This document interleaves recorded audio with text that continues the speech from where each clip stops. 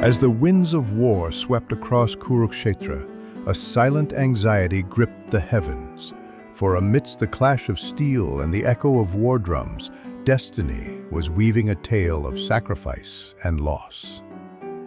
High above in Swarga, the king of the gods, Indra, was restless. His eyes gazed upon the battlefield where his beloved son, Arjuna, prepared for the greatest war of his life. But Indra knew that among the warriors who stood against the Pandavas was one who could alter the fate of this war, a man as radiant as the sun himself, Karna. And Karna was no ordinary warrior, for from birth he bore a divine gift, Ghatotkacha Kundala, the celestial armor and earrings granted by his father Surya, the sun god.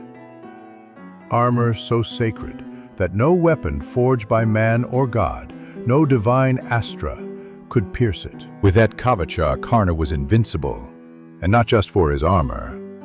His mastery in archery placed him in the same league as Bhishma and Drona. Against such a man, even Arjuna, the greatest of archers, could not prevail. Indra understood this truth. If Karna and Arjuna ever met in battle while that armor shielded him, Arjuna's life would end. And so, the king of the heavens made a choice to protect his son at any cost. He would separate Karna from his Ghatotkacha by any means necessary. On the dawn of that fateful day, Karna stood by the riverbank as he always did, offering prayers to Surya, the blazing sun who was both his father and his guide. It was his vow that after worship, he would never refuse a gift to anyone who asked. This earned him a name that would echo through eternity, Danveer Karna, the great giver. And that very vow would now seal his fate. As Karna bowed to the rising sun, a humble Brahmin approached him, his voice frail, his hands trembling in devotion. "O noble Karna, grant me a boon. Give me your armor and earrings." Karna raised his gaze. His heart stirred, for this was no small request. The Ghatotkacha was part of his flesh, a shield since birth. To remove it was to tear his very skin apart.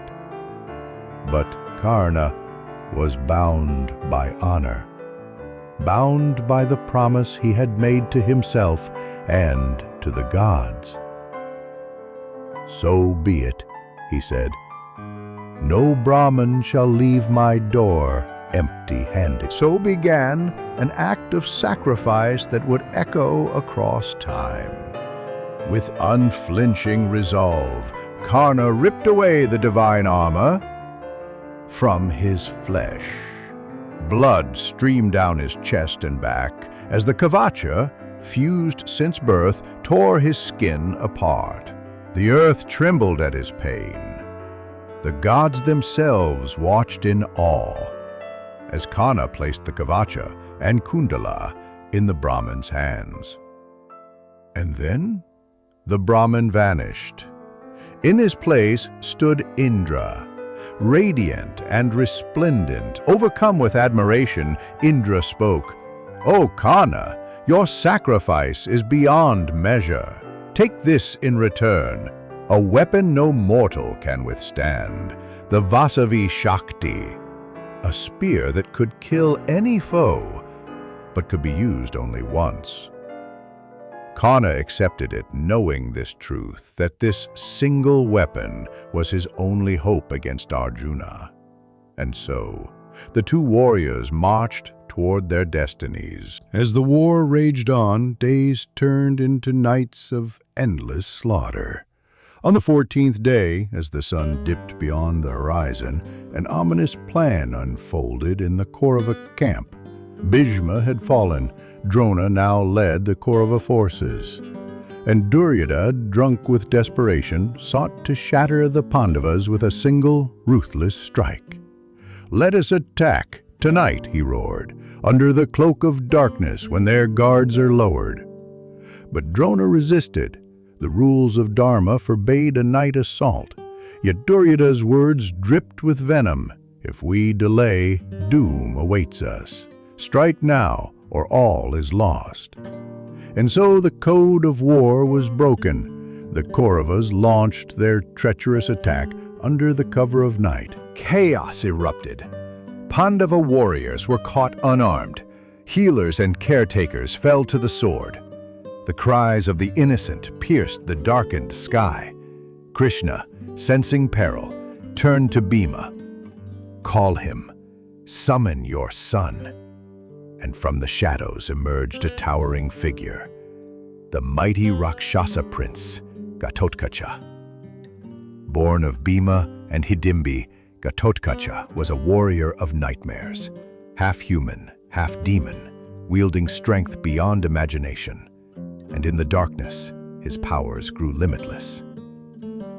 As he leapt into battle, his laughter shook the sky. Illusions of terror filled the battlefield. Mountains crashing, oceans roaring, fiery storms devouring men alive. His first target was Ashwatthama. So fierce was his assault that the son of Drona fainted in agony under his blows. Then came Karna, Duryodhana, Drona, each faced his wrath. Kaurava ranks shattered like brittle glass. Two mighty Rakshasas, Alambala and Alayudha, rushed to stop him. Ghatotkacha slew them both, beheading them and hurling their severed heads at Duryodhana's feet. Terror gripped the Kauravas. Whispers spread like wildfire. If this demon fights till dawn, the war is lost. Desperation spread like wildfire through the Kaurava ranks. Warriors who had once fought with unshakable pride now trembled in terror, their armor rattling like leaves in a storm. Ghatotkacha raged like a demon of doom, raining illusions and hurling boulders that smashed chariots into splinters. His laughter, deep and thunderous, rolled across the battlefield like the roar of 100 storms.